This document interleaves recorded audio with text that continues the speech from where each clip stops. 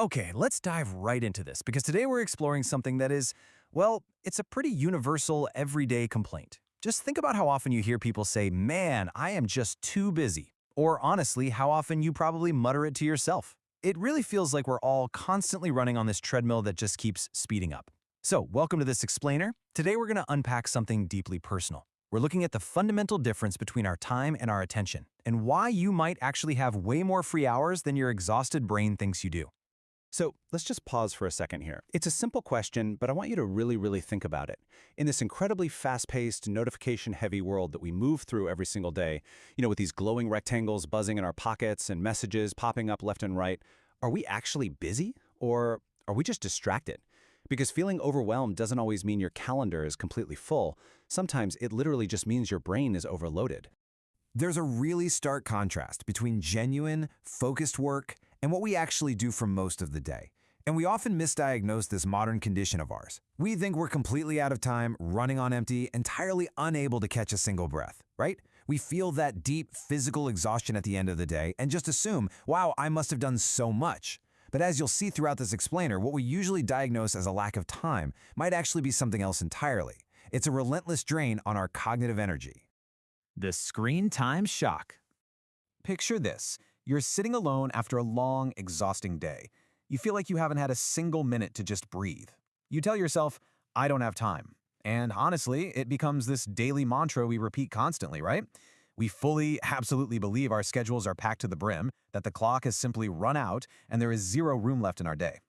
So, maybe out of mild curiosity, you decide to check your phone's screen time statistics, expecting to see maybe 1 or 2 hours of light usage.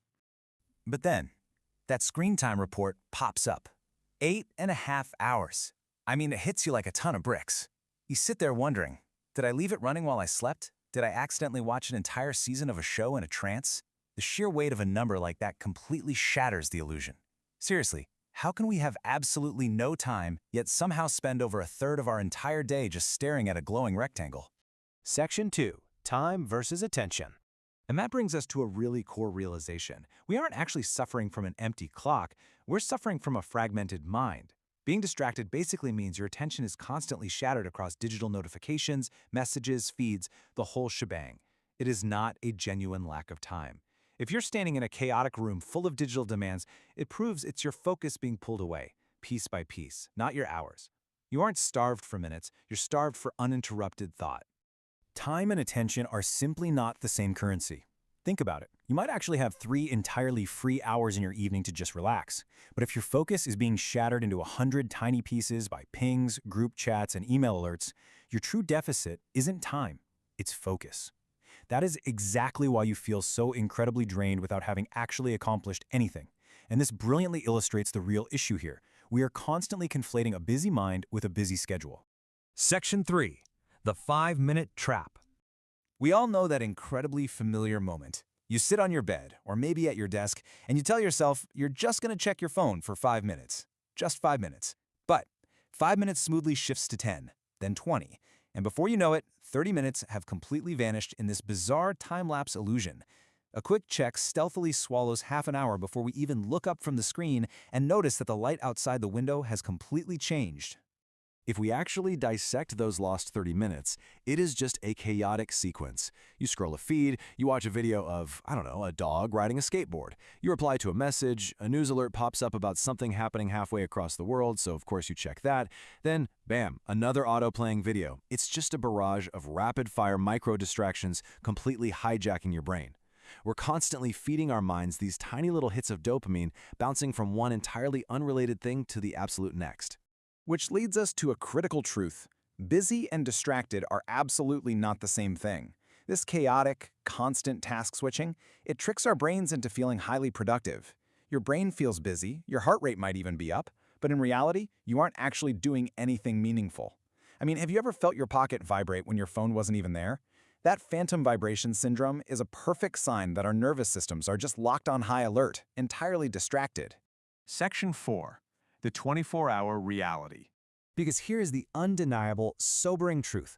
Regardless of our status, our jobs, or our backgrounds, we are all given the exact same 24 hours. The clock ticks at the exact same speed for all of us.